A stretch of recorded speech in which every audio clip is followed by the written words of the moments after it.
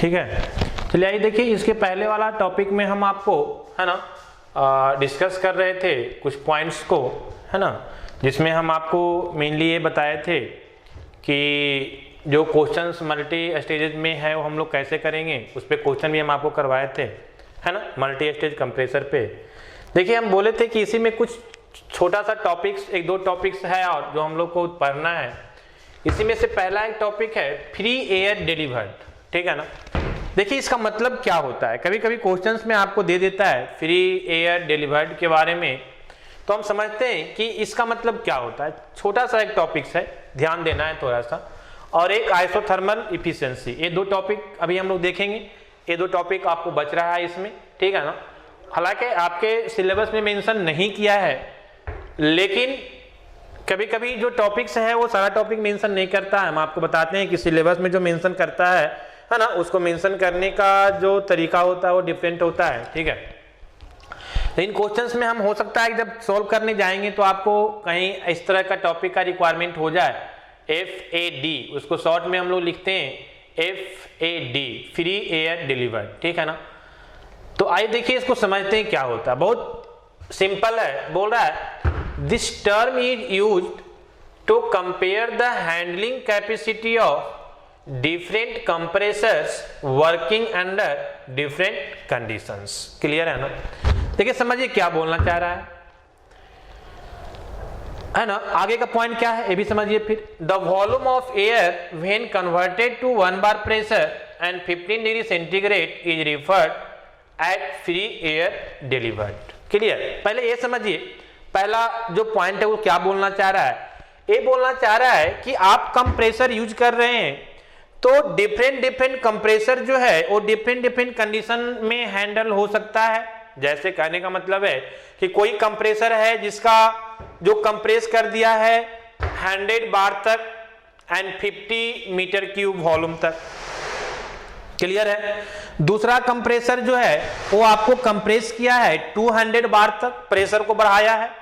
Compressor में हम pressure को ही बढ़ाते हैं, वो 200 bar तक कंप्रेस कर दिया है। क्लियर है ना। और जो वॉल्यूम है उसका वो 40 मीटर क्यूब है।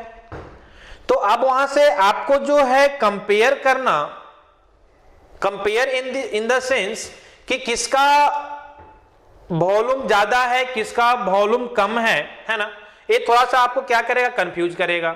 तो क्या है कि उसको एक नॉर्मल कंडीशन में हम लोग लाते हैं जिसको फ्री एयर डिलीवर्ड के नाम से जानते हैं। नॉर्मल कंडीशन का मतलब क्या हुआ कि वो प्रेशर और टेम्परेचर को हम लोग 1 bar एंड 15 डिग्री सेंटीग्रेड पे लाते हैं दोनों को, और वहां से हम कंपेयर करते हैं कि किसका जो है, वहां से क्या करते हैं, दोनों को हम कंपेयर करते हैं कि दोनों में जो हैंडलिंग कैपेसिटी है वो कितना है। बात समझ में आ रही है ना। यहां से समझ में नहीं आएगा, हम आइए एक डायग्राम से आपको समझाने की कोशिश करते हैं, ठीक है ना। पहले डेफिनेशन हम फिर से एक बार बता रहे हैं कि this is term use to, हम इस टर्म को वहां यूज करते हैं जब कंपेयर करते हैं the handling capacity of different compressors. Different compressors का हैंडलिंग कैपेसिटी को हम लोग क्या करते हैं, कंपेयर करते हैं working under different conditions. Different conditions का मतलब वही कि उसका प्रेशर, पहला का प्रेशर टेम्परेचर कुछ अलग होगा, दूसरे का प्रेशर टेम्परेचर कुछ अलग होगा उस कंडीशंस में। नेक्स्ट बोल रहा है कि जब the volume of air when converted to 1 bar pressure and 15 degree centigrade is referred as free air delivered, है ना। जब उसको हम लोग क्या करते हैं कि 1 bar प्रेशर और 15 डिग्री सेंटीग्रेड पे लाते हैं, तब हम वहां से क्या, उसको क्या बोलते हैं, फ्री एयर डिलीवर्ड बोलते हैं। समझिए हम क्या बोलना चाह रहे हैं। मान लिया जाए कि आपके पास दो कंप्रेसर है स्टूडेंट्स, ठीक है ना। मान लिया एक कंप्रेसर नंबर 1 है, ठीक है। दूसरा जो है आपका कंप्रेसर नंबर 2 है, ये आपका कंप्रेसर नंबर 2 है। क्लियर है ना। अगर इस एक जो कंप्रेसर है, ये जो कंप्रेस कर रहा है, सपोज दैट ए 100 bar पे प्रेशर को बढ़ा रहा है, और इसका जो वॉल्यूम है कुछ, है ना, इसका जो आपका वॉल्यूम है, मान लिया जाए कि ये इसका जो वॉल्यूम है आपका, है ना, वो आपका सपोज दैट कि 50 मीटर क्यूब है, सपोज दैट 50 मीटर क्यों है। कुछ टेम्परेचर भी होगा, मान लिया टेम्परेचर कुछ हो सकता है समथिंग, है ना। मान लिया जाए कि यहाँ जो टेम्परेचर है वो 100 डिग्री सेंटीग्रेड है। क्लियर है। सिमिलरली जब आप यहां पे आएंगे सेकेंड वाले में, तो सपोज दैट कि सेकेंड वाले का जो अभी प्रेशर जो जितना कंप्रेस कर रहा है, सपोज दैट दिस इज 200 बार, 200 बार कर रहा है। इसका जो वॉल्यूम है सपोज दैट कि 30 मीटर क्यूब है ना। सपोज दैट कि ये आपका क्या है 30 मीटर क्यूब है। क्लियर।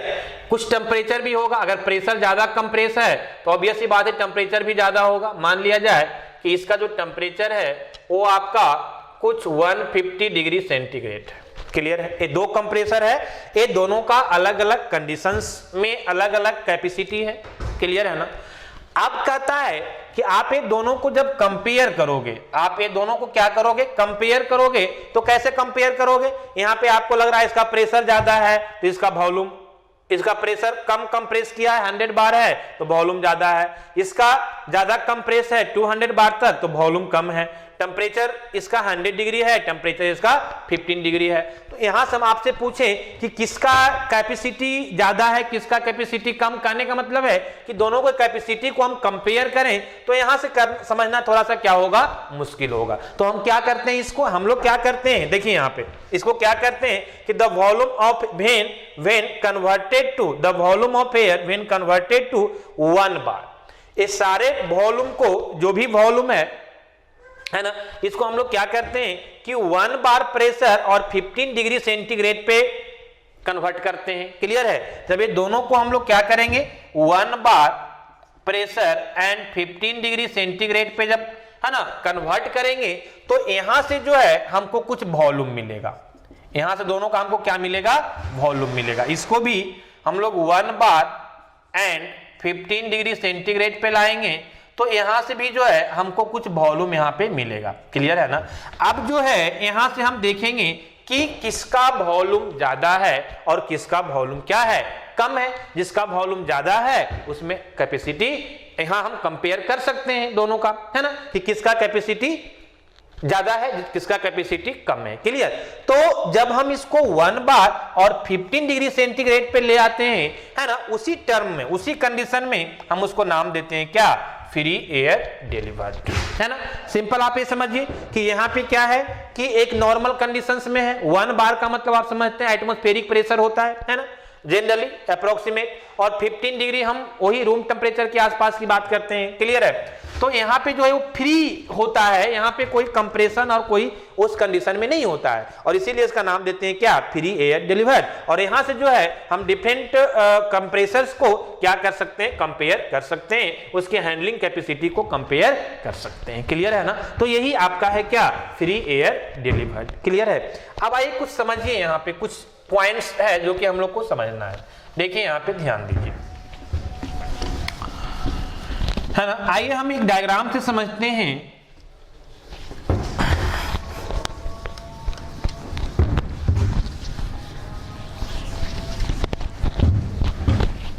हेडिंग कुछ हम इस तरह से कर सकते हैं कि हम ये बोल सकते हैं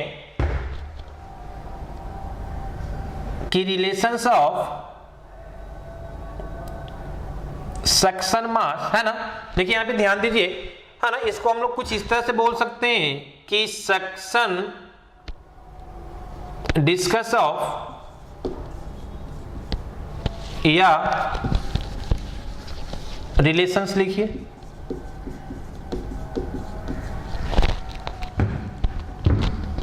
रिलेशंस ऑफ सक्शन मास, जिसको एमएस से हम डिनोट कर रहे हैं। क्लियर। डिलीवरी मास, है ना, एंड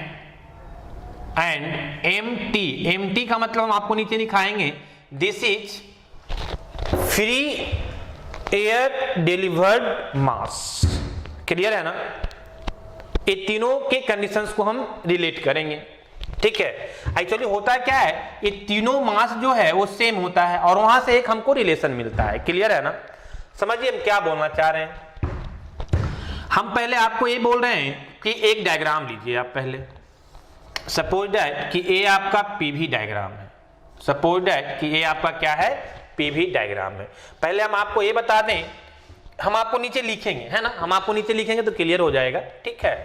क्योंकि एमएस का मतलब सक्शन मास, एमडी का मतलब डिलीवर्ड मास, और यहां पे जो आपका एम्प्टी है that is free air delivered mass. Clear है?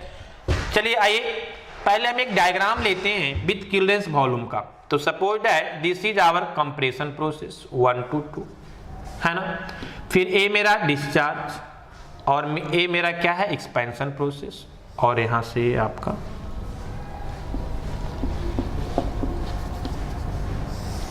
ठीक है। तो 1 to 2, 2 to 3 हम लोग बात करते हैं और 3 to 4 बात करते हैं, ठीक है ना। 3 to 4 बात करते हैं, ठीक है। तो ये एक डायग्राम मेरा है विद क्लियरेंस वॉल्यूम, आप समझ रहे होंगे, पहले हम डिस्कस कर चुके हैं सारी चीज बेसिक पॉइंट्स को। अब यहां पे हम आपसे बात करें कि सक्शन मास का, है ना। हम आपसे यहां पे बात करें कि सक्शन मास एमएस, है ना। आप यहां पे समझ जाएंगे एमएस का मतलब क्या, सक्शन मास। क्लियर? तो सक्शन मास को हम कैसे निकालेंगे? अगर यहां से हमको कोई मिले बोले कि यही मेरा सक्शन प्रोसेस है, आपको पता है ये मेरा क्या है सक्शन प्रोसेस है, ये क्या है कंप्रेशन प्रोसेस है, ये क्या है डिस्चार्ज या डिलीवर जो भी बोलो, है ना। और ये क्या है आपका एक्सपेंशन प्रोसेस है, एक्सपेंशन। ये 4 प्रोसेस है आपको। तो सक्शन प्रोसेस है मतलब यहीं पे सक्शन होगा। तो सक्शन मास को हम लोग कैसे रिप्रेजेंट करेंगे, कैसे रिलेट करेंगे, है ना। तो हम लोग जानते हैं कि PV is equal to MRT। Clear है ना। यहां से अगर हम मास लिखें तो PV बाई क्या लिख सकते हैं, RT लिख सकते हैं, ठीक है ना। क्लियर? अब यहां पे वॉल्यूम कौन सा होगा, तो सक्शन की बात कर रहे हैं ना, किसकी बात कर रहे हैं, सक्शन वॉल्यूम का।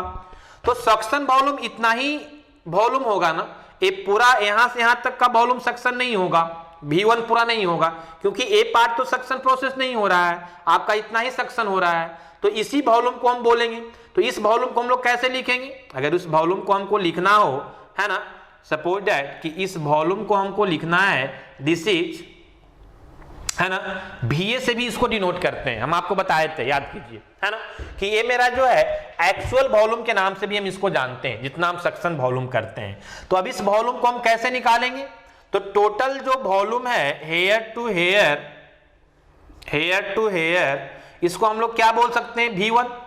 और यहां से यहां जो मेरा वॉल्यूम है, यहां से यहां जो वॉल्यूम है, इसको हम लोग क्या बोल सकते हैं, इसको बोल सकते हैं V4। 0.4 पे है तो इसको V4 बोल सकते हैं।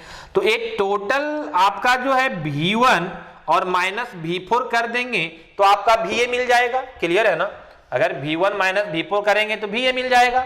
और VA मेरा क्या है, यही मेरा सक्शन वॉल्यूम है, इतना ही वॉल्यूम को सक करेगा, इतना ही मास को क्या करेगा, सक करेगा। क्लियर है ना। तो इस इक्वेशंस के अकॉर्डिंग हम लिख सकते हैं कि जो सक्शन मास मेरा आएगा, सक्शन मास जो आएगा, ठीक है ना, सक्शन मास जो आएगा this is denoted by MS is equal to M is equal to PV by RT, है ना। तो प्रेशर तो P1 ही रहेगा, तो यहां पे मेरा हो जाएगा P1। वॉल्यूम हम क्या V1 ले सकते हैं, नहीं। V1 क्यों नहीं ले सकते हैं स्टूडेंट्स, समझिए, क्योंकि V1 का वॉल्यूम एक टोटल है हेयर टू हेयर, जबकि सक्शन एक्चुअल में तो यही वॉल्यूम हो रहा है ना। तो हम इतना ही वॉल्यूम को लेंगे और इस वॉल्यूम को हम कैसे रिप्रेजेंट करेंगे, तो VA और माइनस क्या V4। ए VA और माइनस V4 करेंगे तो हमको V, है ना, V1 माइनस V4 करेंगे तो हमको VA मिल जाएगा। क्लियर है ना। तो ये VA को हम लिख सकते हैं, हम आपको पहले भी बता चुके हैं। क्लियर है ना। जब हम आपको विथ क्लियरेंस वॉल्यूम जब वर्क डन निकाल रहे थे, आप ध्यान दीजिएगा वहां पे कि VA को हम लोग V1 माइनस V4 लिख सकते। तो ये टोटल V1 और माइनस V4, तो ये हो जाएगा V1 माइनस V4 अपॉन, है ना, A RT हो जाएगा।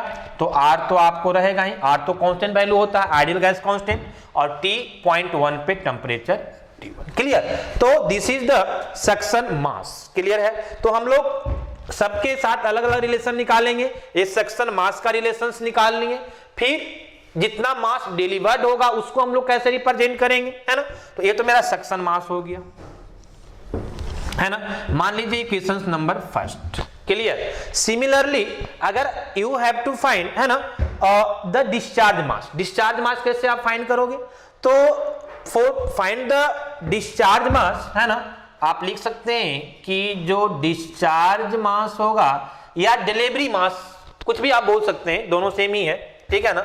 जो डिलीवरी मास होगा, डिलीवर्ड मास होगा, है ना, उसको आप लिख सकते हैं जो डिलीवर्ड मास होगा,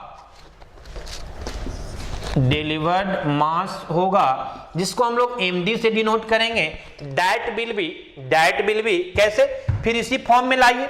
तो देखिए आप डिलीवर्ड कहां पे हो रहा है, यही है ना डिस्चार्ज, या इसी को हम लोग डिलीवर बोलते हैं, डिलीवर्ड मास इसी को बोलते हैं, क्लियर है ना। तो यहां से अगर हम लिखेंगे तो मेरा P1 यहां पे जो हम सेक्शन पे हम ले रहे थे तो P1 था, क्लियर है ना।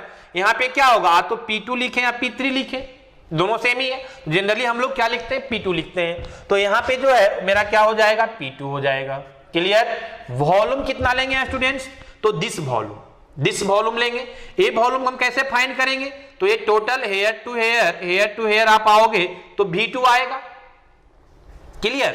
और यहां पे आप आओगे तो दिस इज V3, तो V2 माइनस V3, तो ये एक्चुअल मेरा जो डिस्चार्ज या डिलीवरी वॉल्यूम है ना, वो हमको मिल जाएगा ना। फिर से समझो कि ये टोटल V2 और माइनस है V3, तो V2 माइनस V3 ये वैल्यू बचेगा, और यही मेरा क्या है, डिस्चार्ज वॉल्यूम है। तो इसको हम लिख सकते हैं V2 माइनस V3, है ना, अपॉन R तो कांस्टेंट रहेगा, और टेम्परेचर अगर P2 पे टेम्परेचर कितना, T2, क्लियर है। तो सेकेंड मेरा जो है ये डिलीवरी मास निकल जाएगा, क्लियर है ना। ये मेरा क्या निकल जाएगा, डिलीवरी मास निकल जाएगा, ठीक है ना।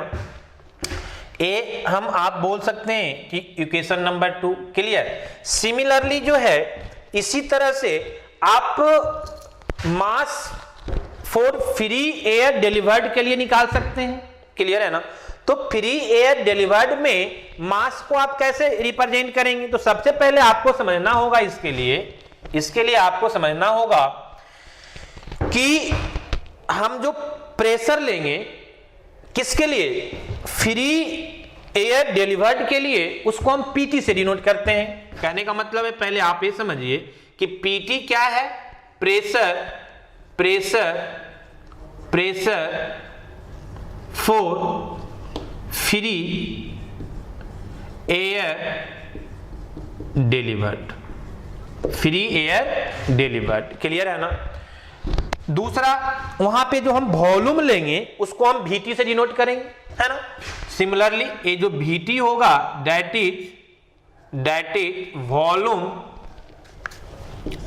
Is volume for free air delivered, clear है ना। सिमिलरली R तो कांस्टेंट ही रहेगा स्टूडेंट्स, R तो आइडियल गैस कांस्टेंट है। जो टेम्परेचर होगा दैट इज TT मेरा क्या कहलाएगा, दिस इज है ना temperature for free air delivered, clear है ना। अब ये तीन चीज को हम आपको डिनोट कर दिए हैं स्टूडेंट्स। अब जो है आप मास को लिख सकते हैं, और एमटी क्या हो जाएगा, तो सिमिलरली एमटी को भी हम आपको लिख ही देते हैं। तो एमटी जो है, या फिर इसको हम रिलेशंस के साथ लिख देते हैं, एक साथ अलग अलग क्या लिखेंगे, है ना। तो यहां से हम बात कर लेते हैं कि जिस तरह से सक्शन मास मेरा डिलीवर्ड मास का रिलेशन आया, हम अगर बात करेंगे कि फ्री एयर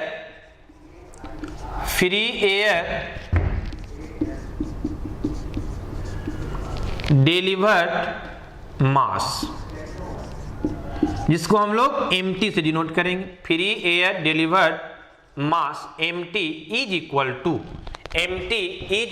टू, क्लियर है ना,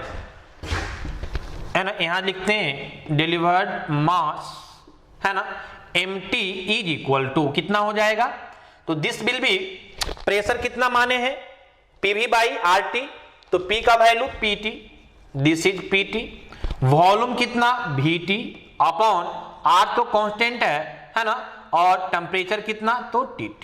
तो this is the relations of, है ना, मास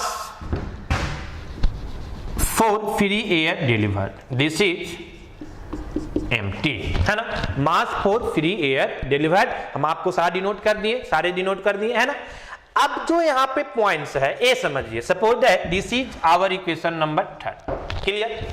अब जो पॉइंट समझने का चीज है वो समझिए, ठीक है ना, कि आइदर वो सक्शन मास हो, जितना मास से सक्शन किया, आइदर वो डिलीवर्ड मास हो, जितना मास हो क्या हुआ, डिलीवर्ड हुआ, है ना, आइदर वो क्या हो, फ्री एयर डिलीवर्ड मास हो, मास का वैल्यू आपको चेंज नहीं करेगा। क्यों नहीं करेगा? क्योंकि आपका मास तो चेंज नहीं कर सकता ना। मान लिया जाए कि जितना आप सक्शन किए उतना डिलीवर तो करना होगा, नहीं तो फिर तो एक्युमुलेशन ऑफ मास होते जाएगा। बात समझ में आ रही है ना? तो कहने का मतलब है कि जितना मास सक करेगा उतना मास को डिलीवर करना है, तो मास ऑफ सक्शन और मास ऑफ डिलीवर्ड आपका चेंज नहीं होगा।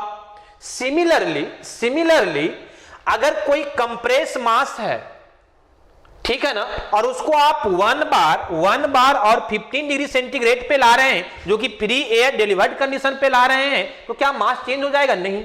वो प्रेशर हो सकता है कि आपका 200 बार पे था, आप 100 बार पे लाएं, तो वॉल्यूम चेंज हो जाएगा, क्लियर है ना, प्रेशर चेंज हो जाएगा, लेकिन मास आपका सेम रहेगा। कहने का मतलब मेरा क्या हुआ कि ये तीनों कंडीशंस में सक्शन मास, डिलीवर्ड मास और फ्री एयर डिलीवर्ड मास, ये तीनों कंडीशंस में तीनों मास जो होगा वो क्या होगा, सेम होगा। प्रेशर चेंज कर सकता है, वॉल्यूम चेंज कर सकता है, लेकिन टेम्परेचर भी चेंज कर सकता है, लेकिन मास चेंज नहीं करेगा। क्लियर है ना? ऑब्वियस ही बात है। फिर से समझो हम क्या बोल रहे हैं कि यहां पे सक्शन किया, तो मान लिया जितना मास का सक्शन हुआ, एक सक्शन हुआ जितना मास का, उतना एक कंप्रेस किया तो प्रेशर बढ़ गया, टेम्परेचर बढ़ गया, वॉल्यूम घट गया, लेकिन मास क्या रहेगा, सेम ही रहेगा। तो फिर जो डिलीवर्ड हुआ कंप्रेस होकर, वो मास फिर क्या रहेगा, सेम ही रहेगा। तो कहने का मतलब है कि ये तीनों का जो मास है वो चेंज नहीं होगा। क्लियर है? तो यहां से एक रिलेशन हमको आता है, हम बोल सकते हैं कि फ्रॉम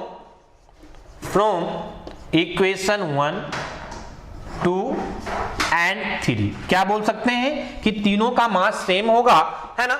तीनों का मास सेम होने का मतलब क्या है स्टूडेंट्स? आइए देखिए, यहां पे ध्यान दीजिए, है ना। हम बोल सकते हैं कि ms is equal to md is equal to mt।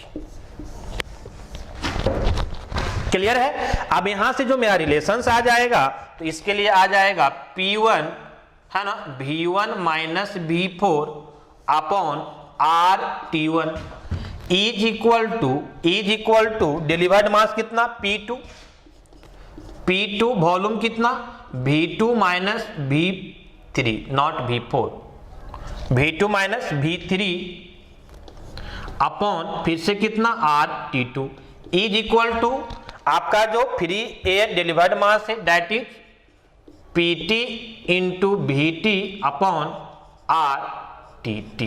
Clear है ना? तो ये आपका एक रिलेशन डिफाइन होता है ना, जिसको हम लोग आगे क्या करेंगे, यूज करेंगे जब हम क्वेश्चंस को सॉल्व करेंगे। क्लियर है?